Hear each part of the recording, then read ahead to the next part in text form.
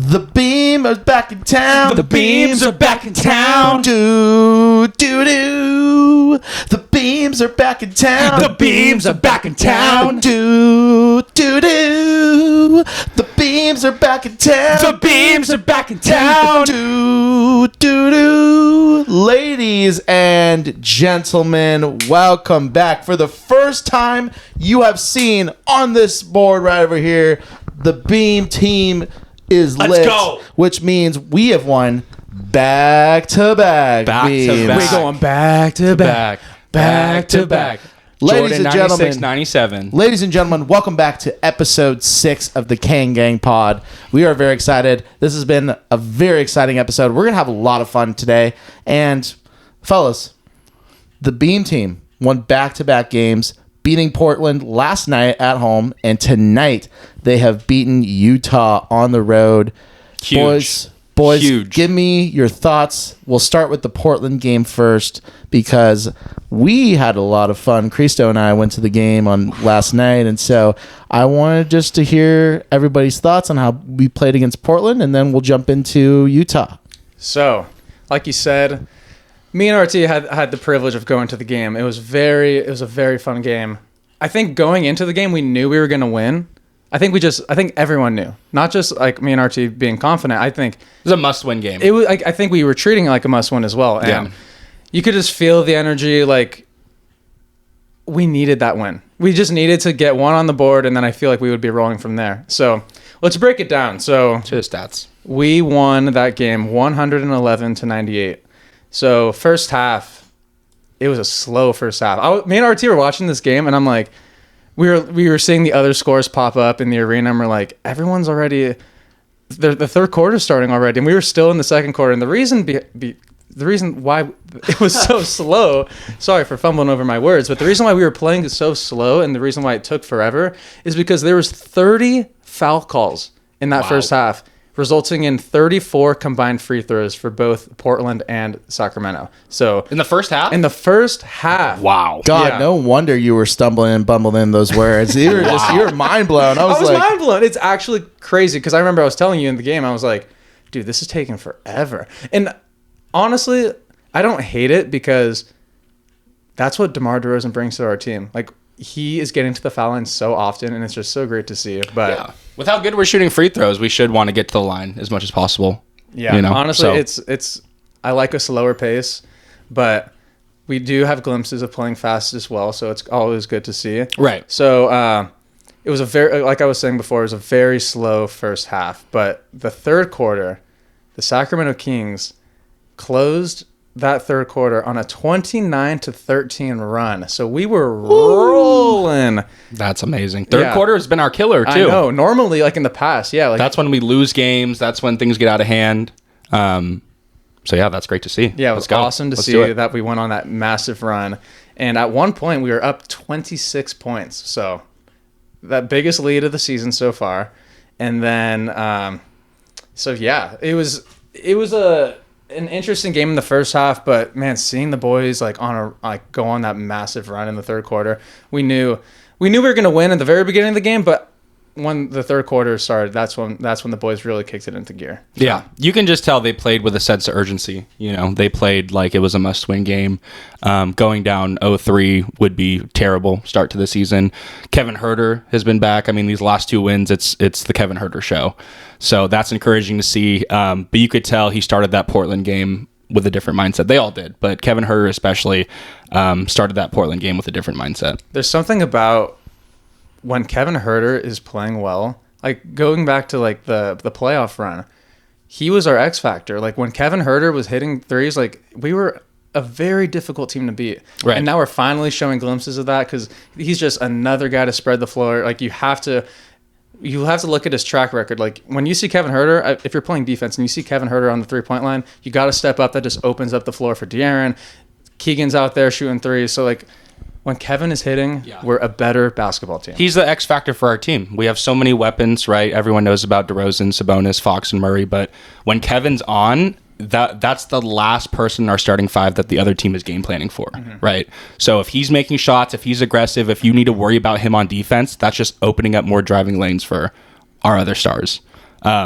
So yeah, if he's shooting good, there's going to be, and if he's like scoring, if he's making multiple threes a game and scoring close to 20, we're going to be a hard team to beat going forward. Agree. Well, there was another highlight that happened during that Portland game where De'Aaron Fox has scored his 10,000th career point. And a lot of points. Let's Huge. freaking go. Shouts lot out of- De'Aaron. All for the Kings too. Yeah. all for the all Kings. from Sacramento. And at the end of the game, DeMar DeRozan he was interviewed by Scott Moak, and he was like, "Hey, shout out to De'Aaron. He got his 10,000 point. I hope he continues in the league going forward because that's a guy in DeMar DeRozan who has been around the league forever, scored a bunch of points, and to tell that to like your franchise player to just keep going." I thought that was like the coolest moment of the entire night that night. Was just seeing DeMar just be like, "Yeah, you got this, man. You got this." Another thing he said, he's like, he's going to score a lot more. Yeah. Oh yeah. Like he's just not gonna even keep going. close to being done. Like I would not be surprised if he ends his career around like the 23,000 mark. I think that's very realistic. For Yeah, him. and then even in the post game interview, in the locker room interview, De'Aaron was like, "Hey man, this is like, I scored a lot of points with you guys last year. I had my career high.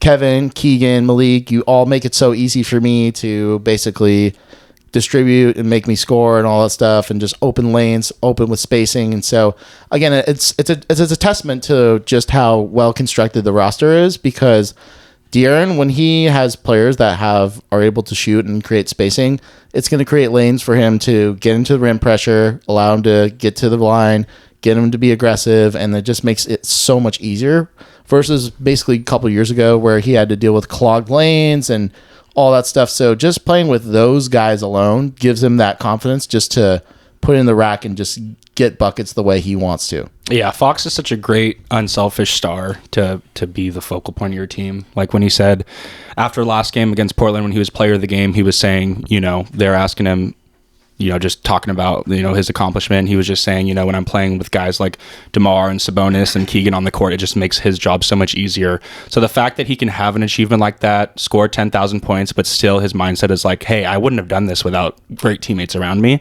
just shows his mindset is just so unselfish, and we're lucky to have him. No, it's amazing to see, because with this new roster that we've had for the past couple of years now, like this is De'Aaron's been shining. Like he's finally been getting national recognition. You're seeing it on the stat sheet even more now. Like thank God we have this current roster and the rosters in the past, because now De'Aaron's only going to thrive even more and more as his career progresses. It's crazy to think when he drafted him, he was playing behind George Hill, Zach Randolph, and Vince Carter. That's wild. And he was coming off our bench. And I remember that game against Houston when he made his debut off our bench, and you could just tell his speed with the ball is something you've never seen before. So it's been cool watching him grow. I mean, he's a similar age to us, so it's like watching someone our age, out there, and it's just really cool that he's also an unselfish player, and he has a great attitude, and he loves this city so much. So you can't help but root for a guy like that. And we always will. Back to another key component of the game last night was our free throws. Like I said earlier, there's a lot of foul calls in the first half, but overall, the Kings shot 23 for 25 from the free throw stripe, 92% free throw percentage, which can you believe that this is real? It's just based on our past free throw shooting from the past seasons. Like we were bottom of the league, and now like early on in the season we're showing like high volume free throws and we're making them. Yeah. And like guys like De'Aaron, who was struggling in the past, Sabonis, who was struggling in the past, all those guys are hitting their free throws right now. And if we continue this, we're going to be an extremely difficult team to beat. For sure. And, obviously DeRozan has a huge part of that. But, we're knocking him down when we get there. Sabonis is knocking him down. Fox is knocking him down. I think that just helps our offense in general. Helps us kind of slow down a little bit, especially, if shots aren't going in when we're, playing fast. Getting to the line and especially knocking the free throws down just helps our offense so much. Helps us catch a breather too when we're playing so fast. But it's huge. I'm not used to, we're not used to the Kings, being good at the free throw line and shooting that many free throws. So the fact that we're getting to the line and also making them, it's really encouraging to see. No, I agree. And if you take a few steps back from the free throw line, you're at the 3-point line, which brings me to 14 for 35 from the threes, 40%. So we're shooting 40% as a team in that Portland win. Everyone was making threes, especially Kevin Huerter. It was great to see that. Keegan wasn't really scoring many threes that game, but 14 threes is good to see. I'm sure that number's only going to get higher and higher. And we only scored 111 points that game. And in the previous games, like that Laker game, we scored 127. So once we see the three, our volume is higher, and you see that shot going in. Yeah, and not to jump ahead to the Jazz game, but we didn't shoot nearly as many threes against the Jazz than we did against Portland because our shot wasn't falling in. But I'm so glad we were able to pull out that win, second night of a back-to-back, with just our defense. Like, that was a defensive win. I mean, we scored 113, which is still a lot of points, but to what the Kings are used to, that's, we're used to 130s, 140s. So the win against the Jazz really was a defensive win, and it showed that we don't have to huck up 30 threes every game, 30 or 40 threes every game, and force them when we can just get stops and get out in transition. Exactly. Well, yeah, and I agree. And I guess are we jumping into the Jazz game, I guess? Let's just talk about the stats for the Kings Blazers, because there's a lot of important stats to talk about. So Sabonis almost gets another triple-double, 16 points, 13 rebounds, 7 assists. Fox, 24 points, one of which was his 10,000th, which is amazing. DeRozan, 23 points, 9 for 10 from the free throw line. Shouts out DeRozan. I'll save it for the end, actually. Kevin Huerter, 18 points. 4 of those were threes. Malik Monk, 12 points.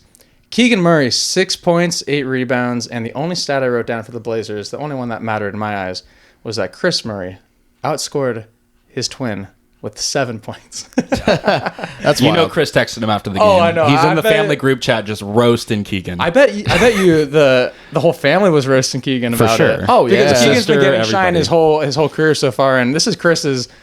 Yeah. Chris is a good player. Yeah. He deserves it. He deserves the recognition. And when you watch like the Murray twins in Iowa, like Chris was definitely the one that was more of the chattier of the two, and more of like the had more of the swag. Yeah, the bigger personality too. So that Chris was basically like, hey, I've just cooked Keegan. I just did this. I outscored Keegan in an NBA game. And I'm sure the Kings teammates, like, I bet you everyone was giving Keegan a hard time about that too. But it's only going to make him better. And obviously it's all jokes at the end of the day. But yeah, Keegan's going to have an off night. And in the past, Keegan hasn't really played well in the Portland matchup. So yeah. So that was the first beam of the year. It was a great win. RT, did you have anything else? I did, yes. So I want to pull up the team stats because this was something that we talked about earlier, and we discussed like, hey, this team can shoot the lights or just get to the line really well. They will announce like the free throw stats after the games, obviously, but the Kings are leading the league in free throw percentage with 85.9% from the line.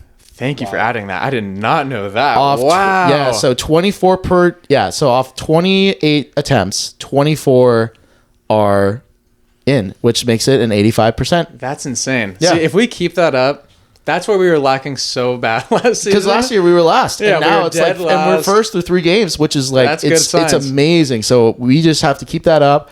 I like the momentum. It's getting us to where we need to be, and just keep it on. Free throw practice. I love that. Every single day. That's a perfect transition because that momentum of winning that game, in the past seasons, we have been playing terrible on second night of back-to-backs.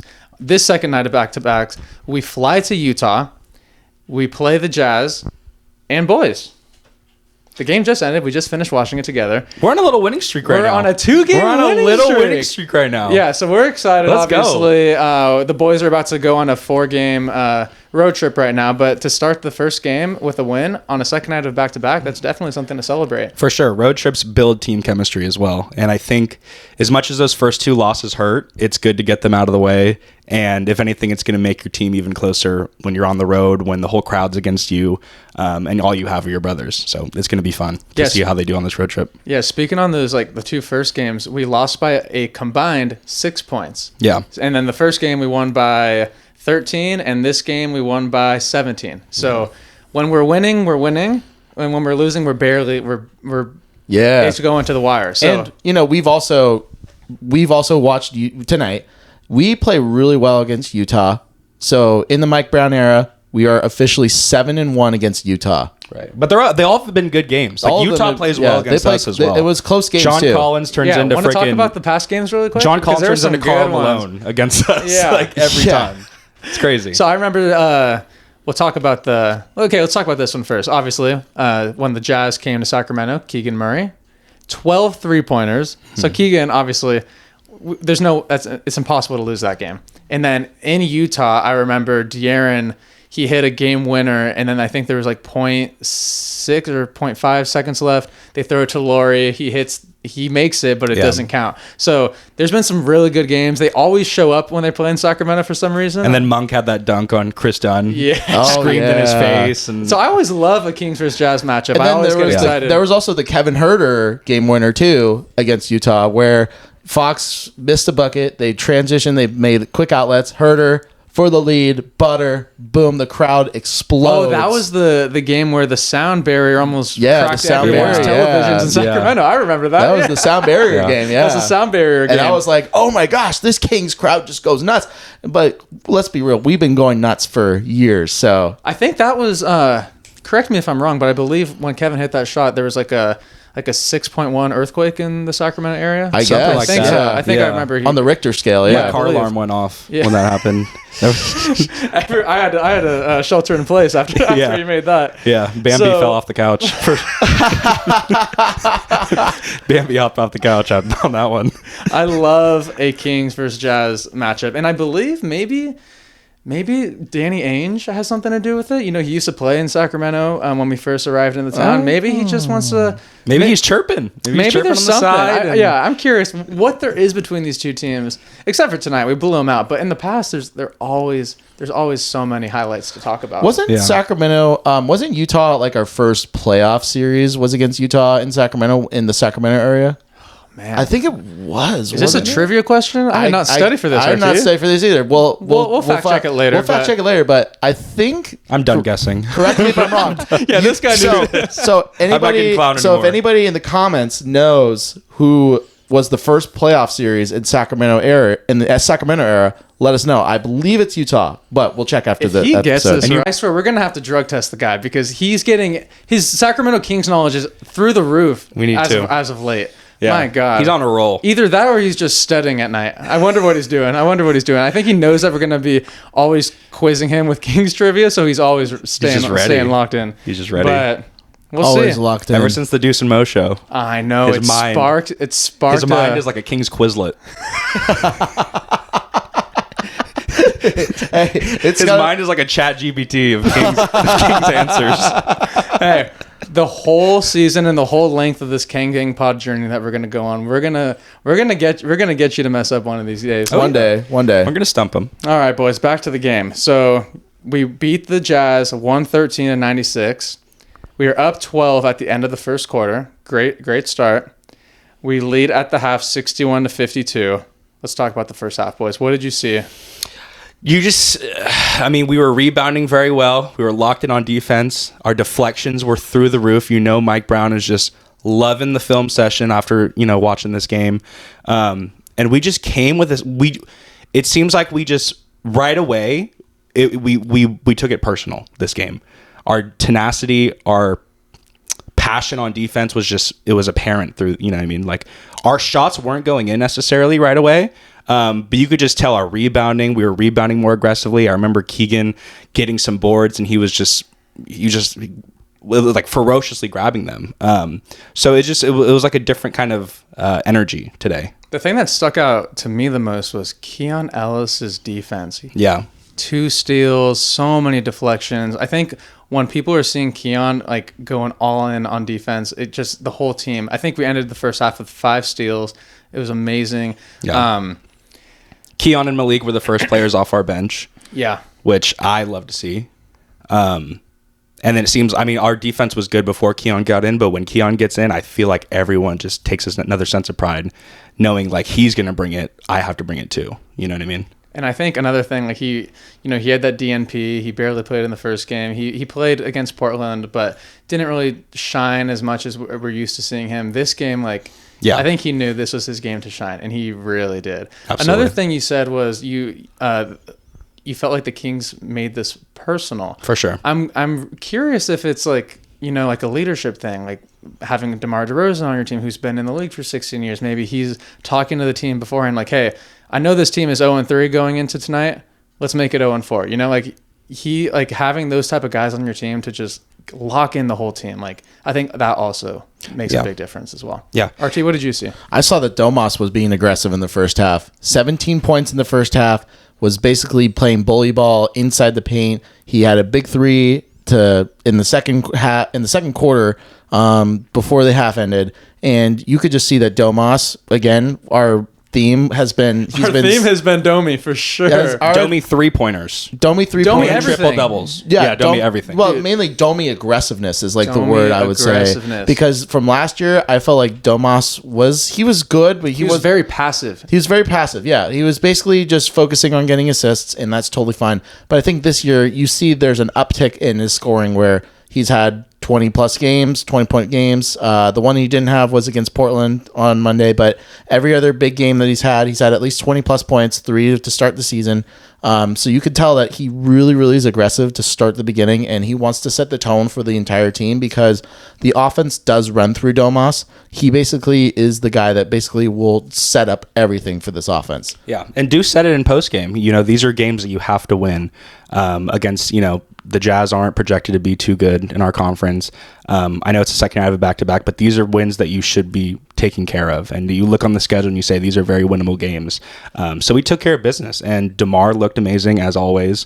But it seems like he gives our offense like a breath of fresh air almost, knowing that he can get a bucket at any time. If he's ISO'd on Colin Sexton, Keontae George, Jordan Clarkson, it's a free bucket.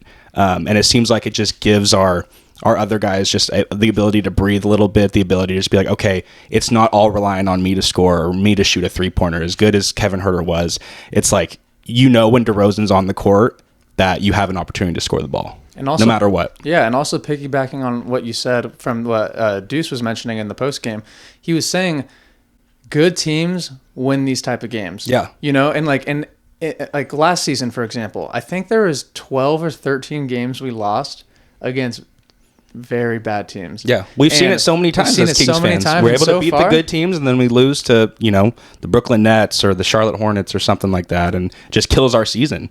And it seems like those losses always carried to like 5-game losing streaks or 6-game losing streaks, and we were just never able to take care of the wins that we were supposed to get. And even like 2 years ago when we were successful, I felt like our biggest struggle was those back-to-back games. So starting off the season right with a back-to-back wins, 2 back-to-back wins in a row, even though, yes, like we said, they're not the best teams in the West, but you have to come out with that assertiveness. You have to come out with that reasoning. You have to be willing to just understand, like, no matter what, just win the game. Yeah. I don't care if it's an ugly win or if it's a blowout win. Luckily, these 2 games were blowout wins, but it's urgency. And that's like the biggest thing that the Kings needed was after losing those first 2 games against very good teams, you have to come out with a sense of urgency, and that's going to help us propel into this next couple of games on the road because, like I said, in our 11-game prediction, we thought, this team can still go 7-4.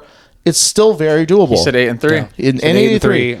It's but still I'm happy very with just doable. being above 500. Yeah, it's very doable. And I do still believe that we will finish above 500. Yeah. And those games will help us in the long term. So just taking care of business, urgency, and just doing all those things. Domas being aggressive in the first half was a big, big bonus for us. Domas has that starting 5 Netflix glow right now. He's playing amazing right now. Against Walker Kessler, too, is a really good defender.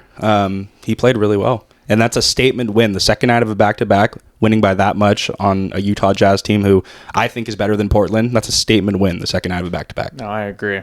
So, going into the third quarter, we outscored the Jazz 29-14 in the third quarter. That's where we take our biggest lead of the game. And then after that, we took care of business, did what we had to do, let Dougie and the boys and the bench squad go out there and finish the game for us. So those are the type of wins you want where you don't have to rely on your guys playing those heavy minutes like we were harping on in the last episodes. Like I think our minutes were down this game, which should be a theme going forward, hopefully, especially when we're playing those lower seeding teams. Like if we don't have to beat them at the end of the fourth quarter, that's going to be great that those guys are getting those extra minutes of rest. We do not want those guys getting hurt at the end of games. No. Yeah. So it was amazing to see. How comfortable did Kevin Huerter look that game? Oh my God. Yeah. So Kevin Huerter, He just looked amazing. He had 14 points Yeah. So 18 points in the Blazers game, 14 points versus the Jazz. He's looking free out there. That middy's looking good. A little step back, taking a little piece out of Keegan's book. It's really nice to see Kevin finally he's blocking out the noise and he's just focusing on his game. I love to see it. He's played very loose, and I think that's a good thing. When you're playing loose and you're just not worried about just pressure, because I felt like Kevin last year, he felt the noise a little bit, like you mentioned earlier, but when he is able to just play as loose as possible, he's able to just create his shot. He looked so good coming off the DHO the last 2 games, and he just had that just sense of urgency, was going for hustle points, basically cutting, playing defense, team defense, and all that stuff. So, yeah, I really, really am a big fan of Kevin Huerter in these last 3 games for sure. I wonder if maybe the headband coming off was... He looked faster. That's what he needed. He looked faster. The release looked quicker. Agility, even if it's milliseconds. Agility +7. Exactly. I think the headband, although we all miss it, I think it's for the best. Yeah. Let's break down some stats. So Sabonis, 28 points, 11 rebounds, 4 assists. Monster performance. RT's loving his aggressiveness. DeRozan, 20 points, 8 assists, 4 rebounds. That's his 4th game in a row, all in a Sacramento Kings uniform, dropping at least 20 points. So that is, I think they were saying it during the game that for 3 games with 20 or more points, it was DeRozan, Chris Webber, and Oscar Robertson. So I'm curious to see how long that streak can go and what... I'm sure at some point he'll be the only one with that record. He makes it look so easy too. Yeah. And like I said, it's just a breath of fresh air to the other guys, knowing you have a vet who's capable of scoring on anybody. You don't need to set him a screen. You just need to give him the ball and get out of the way. And like I said on our first episode, the Kings really needed that guy.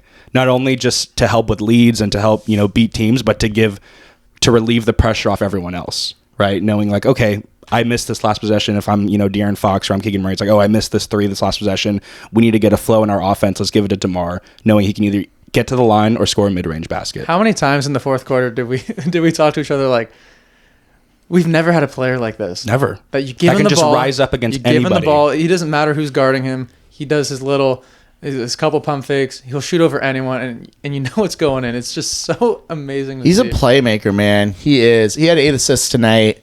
And that's something that is so refreshing to see. Very underrated part of his game too. Yeah, like when we signed DeRozan, we didn't sign DeRozan for his passing. Yeah. And the fact that he's filling up the stat sheet with playmaking his assists. is just basically whatever you take to just make a play, whether it's scoring, rebounding, or assisting to other teammates. He's doing it all. From what I've seen out of DeRozan this year is he's really good at making that extra pass.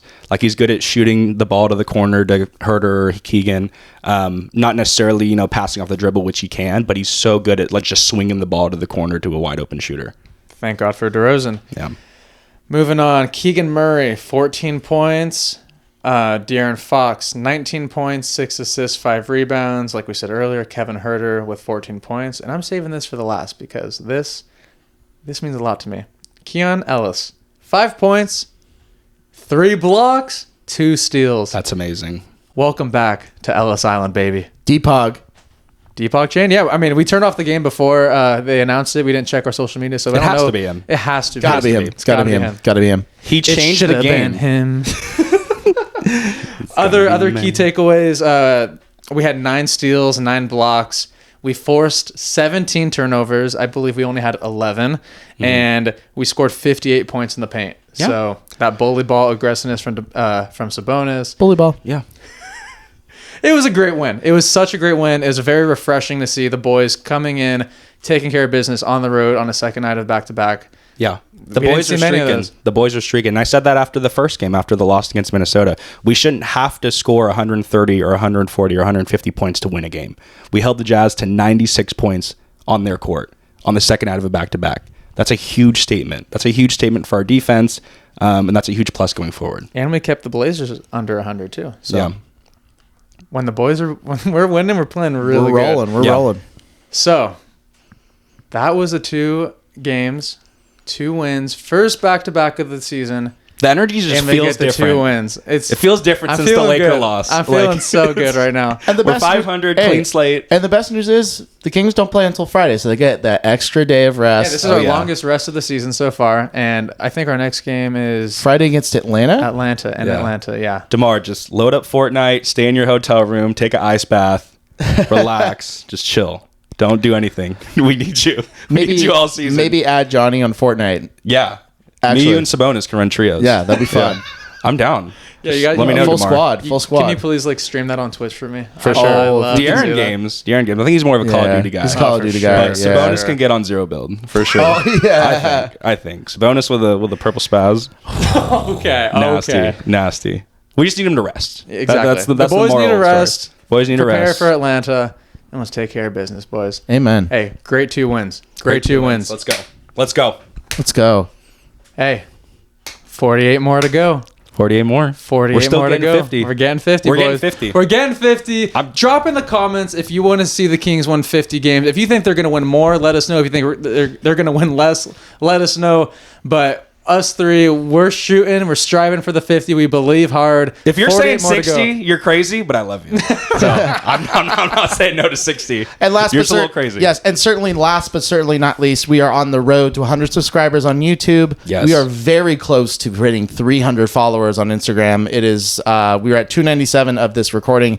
We are 3 away. Please follow us on Instagram, Kang Gang Pod, and subscribe to us on YouTube, Kang Gang Pod. We are just trying to just take this to the moon. So any way that you can help support the channels, share it to friends, share it to families. You can even share it to rival teams like Yeah, please do, especially Laker fans. Lakers and We're Warriors. already getting heat in the DMs already, and I love it. We give flowers, I love though. it. We give flowers Of to course other we do. teams. You know, as much as we throw shade, we got to equally give flowers. And our past podcast will show that. I want to see Thunder fans in our DMs. That's the Yeah. next person I want to see. I want to see Thunder fans in our I'm DMs. getting some Pacers DMs already. Oh, yeah. Hey. Their star Hey. player doesn't shoot the ball, Ah. so it's Jeremy Lin 2.0. I haven't been fantasy, so On that note, Kang Gang Pod, we out. We love you.